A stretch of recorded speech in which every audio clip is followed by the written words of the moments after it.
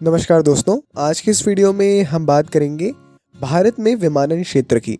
विमानन क्षेत्र निरंतर एक विकासशील क्षेत्र है भारत में। चूँकि आप बुनियादी ढांचे की बात करें, इंफ्रास्ट्रक्चर की बात करें, यात्राओं की बात करें, यात्रियों की जो वृद्धि है उसकी बात करें, संरचना की बात करें अथवा किसी अन्य विषय की, तो एक इम्पॉर्टेंट रोल है इसका, है ना। तो ज़रूर हम इसके बारे में जान लें तो वो काफ़ी हमको फ़ायदेमंद रहेगा अपने एग्ज़ाम पॉइंट ऑफ व्यू से। चलिए जी, सबसे पहले भारत में विमानन क्षेत्र में अत्यधिक वृद्धि की बात कर लेते हैं। संयुक्त राज्य अमेरिका और चीन के बाद भारत विश्व का तीसरा सबसे बड़ा घरेलू विमानन बाजार बनकर उभरा है। ये रिकॉर्ड अभी का ही है। कब का? ये लास्ट 2024 का रिकॉर्ड है। विमानन उद्योग ने अपने एक उल्लेखनीय प्रगति करते हुए अपनी पूर्व सीमाओं को पार कर लिया है तथा यह एक जीवंत और प्रतिस्पर्धी क्षेत्र के रूप में विकसित हो रहा है। सरकार की सक्रिय नीतियों और रणनीतिक पहलों ने विमानन क्षेत्र में विकास को प्रेरित किया, विस्तार एवं नवाचार के लिए अनुकूल वातावरण को बढ़ावा दिया है। ये काफ़ी ज़रूरी है इस बारे में जानना। बीते कुछ समय में विमानन क्षेत्र की अत्यधिक वृद्धि विशेष तौर पर घरेलू विमानन बाजार में देखने को मिली है ना। इसमें कई शासन की योजनाएं भी हैं, उड़ान है, अन्य जान लेंगे उनके बारे में भी, तो उसका एक इम्पॉर्टेंट रोल देखने को यहाँ पर मिला है। साथ ही अब चूंकि यात्राएं बढ़ी तो अपने आप ही बुनियादी ढांचे का भी विस्तार हमको देखने को मिला। भारत के हवाई नेटवर्क के एक उल्लेखनीय परिवर्तन को देखा गया।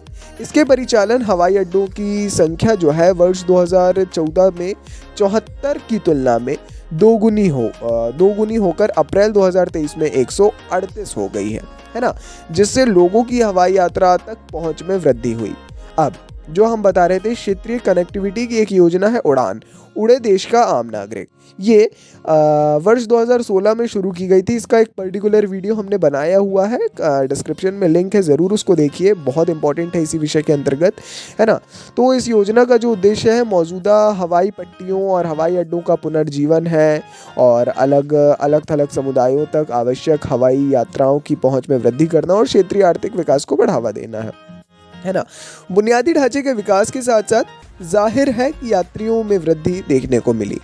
यात्री मांग में वृद्धि के साथ विमानन उद्योग कोविड के बाद उल्लेखनीय पुनरुत्थान का अनुभव कर रहा है ना। कोविड के बाद जनवरी से सितंबर 2023 तक घरेलू एयरलाइंस ने करीब 112.86 मिलियन यात्रियों का परिवहन किया, जो वर्ष 2022 की तुलना में जो है 29.10% की अधिक वृद्धि देखने को मिली और इसके बाद भी निरंतर वृद्धि देखने को इतनी ही मिल रही है।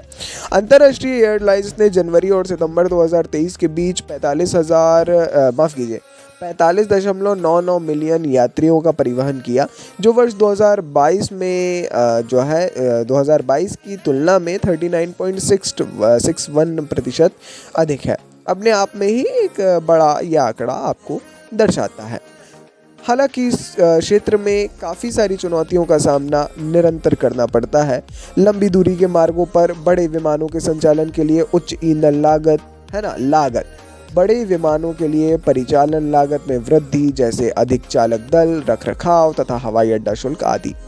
विमान संचालन के विस्तार में तीव्र आवागमन तथा विमान उपयोग के उच्च स्तर को बनाए रखने में कठिनता होती है, परंतु यही विशेषता एलसीसी बिजनेस, जो घरेलू बिजनेस है, इनकी मॉडल की सफलता के लिए महत्वपूर्ण है।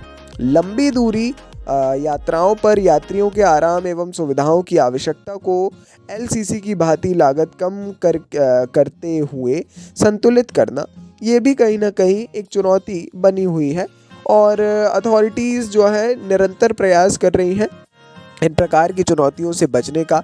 इस प्रकार की चुनौतियों का सामना उन्हें जितना कम करना पड़े उतना कम करने का, है ना। इसी के साथ अगर थोड़ा और जाने तो हमारे पास में और है कि एक व्यवहारिक नेटवर्क और उड़ान समय सारिणी स्थापित करना एक लंबी बड़ी चुनौती हो जाता है ना। जो लंबी दूरी तथा कम घनत्व वाले मार्गों पर यात्रियों की संख्या तथा आर्थिक लाभप्रदता को बनाए रख सके, है ना, ऐसा टाइम टेबल पूरा फिक्स करना, ऐसी फ्लाइट्स को वो करना, शेड्यूल करना। लंबी दूरी के अंतर्राष्ट्रीय मार्गों पर पूर्व स्थापित मजबूत ब्रांड पहचान वाले विमान सेवा वाहकों से प्रतिस्पर्धा करना, तो ये अपने आप में ही काफ़ी चिंता का विषय हो जाता है। कंपटीशन बहुत ज़्यादा है और बहुत सारी इसमें चीज़ें देखने को मिलती हैं, जिससे कहीं ना कहीं हमारा जो घरेलू विस्तार है विमानन क्षेत्र का, उसमें रुकावट आती है।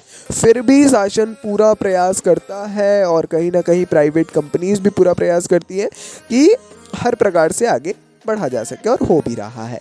साथ ही कार्बन तटस्थता विमानन क्षेत्र में वर्तमान में देखा जाए तो आपके सिलेबस के आधार पर भी काफ़ी इंपॉर्टेंट रोल है। तो नागरिक उड्डयन मंत्रालय ने देश के हवाई अड्डों पर कार्बन तटस्थता और शुद्ध शून्य कार्बन उत्सर्जन प्राप्त करने की दिशा में काम करने की पहल की है। हवाई अड्डा संचालकों को कार्बन उत्सर्जन का मानचित्रण करने और चरणबद्ध तरीके से कार्बन तटस्थता एवं शुद्ध शून्य कार्बन उत्सर्जन की दिशा में, जो जीरो कार्बन एमिशन है, इसकी दिशा में कार्य करने की सलाह दी है ना। तो ग्रीनफील्ड हवाई अड्डों को अपनी विकास योजनाओं में कार्बन तटस्थता और शुद्ध शून्य उत्सर्जन को प्राथमिकता देने के लिए प्रोत्साहित किया जा रहा है।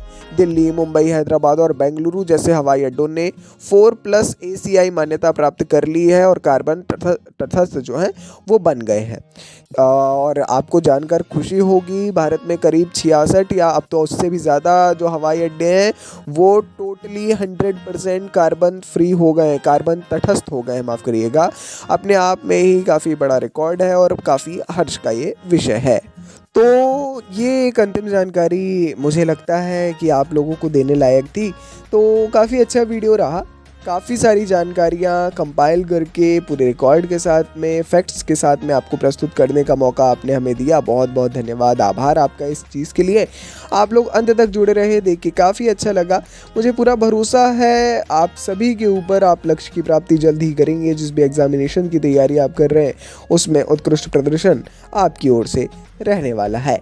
बाकी ठीक है, नॉलेज गेन करते रहिए, be a very very very good citizen of India, है ना। आप बढ़िया तैयारी करिए, एस्पिरेंट है एक मगर सिटीज़न है सबसे पहले। एक अपने कर्तव्यों का, अपने दायित्वों का निर्वहन ज़रूर करिए। अपन मिलेंगे अगले वीडियो में। वीडियो अच्छा लगा हो तो लाइक करिए, चैनल पर नए हैं और या अभी तक सब्सक्राइब नहीं किया है तो प्लीज़ सब्सक्राइब कर दीजिए। बाकी अपन मिलेंगे अगले वीडियो में। नमस्कार जी, नमक इम्पल्शन।